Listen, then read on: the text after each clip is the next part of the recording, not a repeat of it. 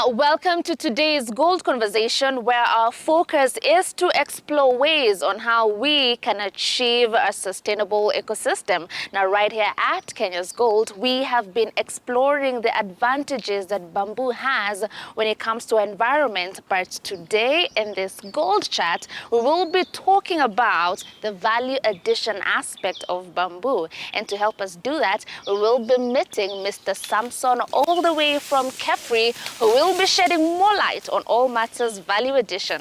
Hello, Bwana Samson. I'm fine. Thank you so much for having us here today. Tunataka kuzungumza zaidi kuhusiana na the value addition aspect of bamboo, sindio? Yes. Now, before we even get into that, there was a young man here who was doing something. I believe he was harvesting or something of the sort, but please feel free to explain to us in details what was happening. Yeah, thank you. Thank you very much. What this young man was doing was harvesting majua bamboo for use to be applied into many uses, furniture, handcraft, and even for structural uses. All right. Yeah. Now, you are very categorical to say that it has to be mature. As a farmer, how do I identify that my bamboo is ready for harvesting? Well, bamboo grows. If you plant bamboo now, in 5 years' time, it will be mature for harvesting. It clumps. If you plant one single bamboo, it will clump and produce more culms. And how to identify these culms? You have to check on the colors. When you want to know that the bamboo is very mature, you check the color. Like this green bamboo was harvesting, you can see it has a difference of the color. The young bamboo is dark green, and the mature bamboo is light green. Now, there are various varieties of bamboo. When I'm identifying maturity, will that procedure that you have given us apply for everything when it comes to the years and also the colors? And also, do all of them clump up like you mentioned? There are some which don't clump. They are called monobodium bamboo, which is in common names they call it learning bamboo. But this is symbodium bamboo, which clumps. It has a rhizome. Once you cut, it sprouts again. What is the best way to harvest bamboo, and what do you need to use to make sure that you're doing it in the correct way? You are supposed to use quite a number of tools. You are supposed to use hacksaws. You can use, for the giant bamboo, you can use even a power saw so that you can access. And again, bamboo, the mature bamboo is from inside, and the young bamboo they sprout from outside. So you have to destroy some young bamboo, then you access the mature bamboo. You can use a power saw, you can use a machete, you can use an hacksaw. Now, once you harvest your bamboo, is this where regeneration happens? And if it is, after how long will we start seeing another bamboo sprout up? Yes, once you harvest, they almost regenerate very fast, because you allow the rhizome to produce more buds to regenerate. All right. And the goodness with bamboo is that it's not like trees you create fail and you plant afresh. Once you harvest the mature ones, others will sprout, and you will be having in your plantation bamboo all throughout the year. All right, so now that we have understood how to harvest our bamboo, please tell us more on the opportunities that are there in the value addition space of bamboo. Bamboo is like a goal. It does all what timber can do, and even beyond timber. Number one, from the leaves, from the branches can make even necklaces. The culms can make timber, and from timber you can make furniture. Bamboo can be used in construction, and we have a gazebo which we have constructed using bamboo. We have an office in Michuki Park we have constructed using bamboo. Yeah. Now, once you have harvested and you know which space of value addition you want to get into, how do you prepare your bamboo to make sure that it's ready for usage? You have to treat this bamboo.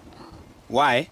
Because bamboo is full of starch and sugar, and it attracts some bolas which actually will eat if you don't treat it. So treating and preserving it is very key. And we are using simple chemicals, environmental friendly, that is borax and boric acid. We mix together, then it becomes environmental friendly. Tell us more on what will be the dangers of using bamboo that is not yet treated. Those insect borers will eat the bamboo, and it will weaken the strength. So, for example, if you have used it in construction, your construction will come down. If you have used it in furniture, the furniture, the ballast will eat the furniture. Then when you sit on that furniture, you will fall down. They will weaken the strength of the mechanical strength of the bamboo. Now, the procedure you have talked about when it comes to treating your bamboo, is this something that a farmer can do by themselves, or they have to get an expert to help them with it? No, a farmer can do it. We have simple methods which we give to the farmers, and the chemicals are ready in the market, and we give them simple methods of using by mixing with water, and then they treat their bamboo. Talk to us about the chemicals you have talked about, and also how do you mix them to make sure that you get the correct percentage for treating your bamboo? When we are talking about borax, it's alkaline, and the boric acid is acid. If you mix it a ratio of 1:1, it becomes neutral. It becomes environmental friendly. You can even touch it. It cannot bring in danger, even in the compound. So it becomes friendly. And we make a concentration of 5%. 5% means 5 kilograms of the chemicals to 100 liters of water. Now, what would be the dangers of not getting a proper neutral solution? What happens if maybe my solution is very acidic or it's more alkaline than it's supposed to be? It will not neutralize the sugars and the starch in the bamboo, because you have not put the right ratios, which will be neutral and neutralize the bamboo, the sugars, and remove the sugars and the starch in the bamboo. Yeah. Now, for the chemicals that you have mentioned, are these the specific ones that one is supposed to use, or there are others that are recommended in the market? Borax and boric acid, through research, as Kefri is a research institution, is very efficient. It's very efficient and affordable and environmental friendly. There are other chemicals like copper chromium arsenate, which are not environmental friendly. They will even interfere with the soil, they will interfere with people's health and all that. So we prefer borax and boric acid. Talk to us about the precautions that a farmer needs to put in place when they're using these chemicals for treating the bamboo. How do they ensure their safety? Because you know you are touching the acid, and this is alkaline, it might be your, and you also put a nose mask. But once the chemical now is formulated, is mixed, it becomes environmental friendly. So you can touch without any gloves. So once you're done with your solution, you have treated your bamboo, you're good. How do you dispose the remaining chemical to also make sure that you take care of the environment while at it? This chemical, once you mix it, you will use it for 6 months, treating your bamboo. How do you treat it? Do you dip? Do you sprinkle? You dip and soak. You dip and soak. And we have 2 methods of treatments. We have cold treatment and hot treatment. Hot treatment means once you have mixed that chemical in a trough, you will heat it with heat so that it takes the bamboo absorbs the chemical very fast.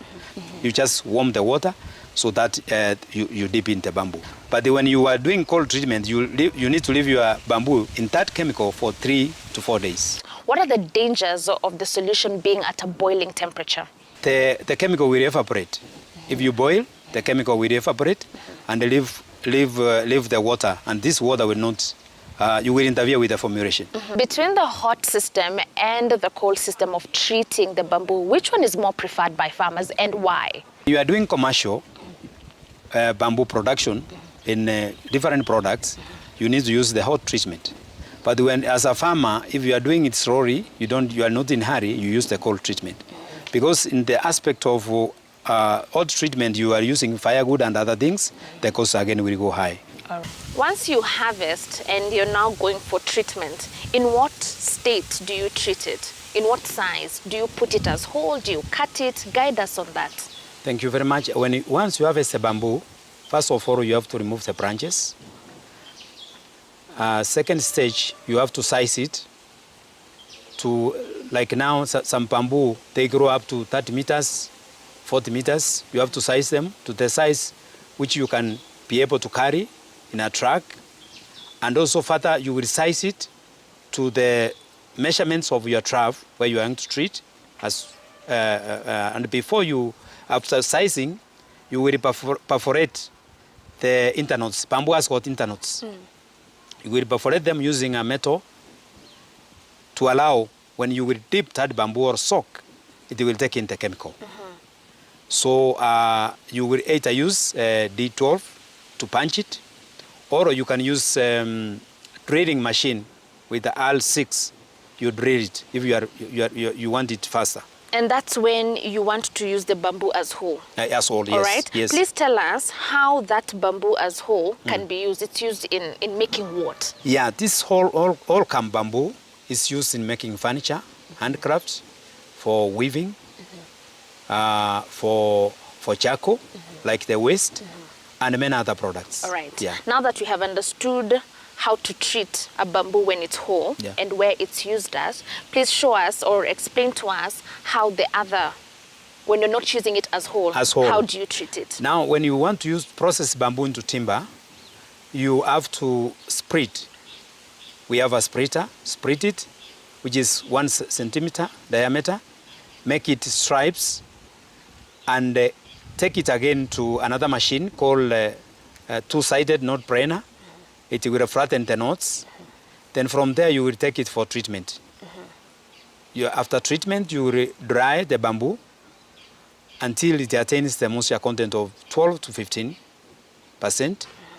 Then again, you will take it to another machine called four-sided knot brainer to make it even. From there now, you can take it to lamination. All right. Yeah. And just for clarification purposes, if I have decided to use my bamboo as whole and I've treated it, is there any one point I can change my mind after that is done and decide to use it as the way I would use it if it was going the direction of timber? No. No. So you can't Once reverse? it cannot reverse. So direct from the farm, you get the bamboo with a purpose. You purpose to do, if you want to make it timber, you take it to timber. If you want to use it all come, you take in direction of using all come. Maybe very quickly you can talk to the farmers who are watching us right now and tell them why bamboo is an actual gold. Thank you very much. Bamboo is an actual gold. Number one, it grows very fast, like very fast, more than trees. You remember we are using 50 years, 60 years trees for cutting and making timber, and the bamboo takes 5 years.